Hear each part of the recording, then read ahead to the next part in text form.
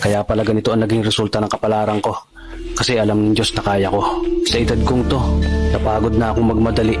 Kaya lahat ng ginagawa ko ngayon, ini-enjoy ko na lang. Siguro sa dami na rin ang aking pinagdaanan, napagtanto ko na ang buhay ay mas malawak at mas mahiwaga pa sa mga problemang dumarating sa buhay natin.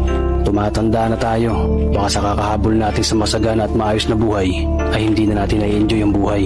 Baka nabubuhay na lang tayo dahil nape-pressure tayo sa sasabihin ng ibang tao.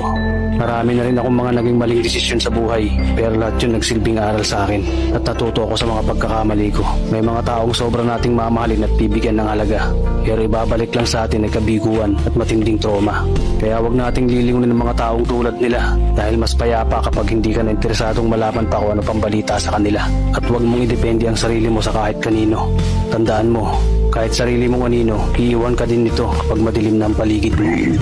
Kailangan natin matutunan na huwag ikumpara ang sarili natin sa iba.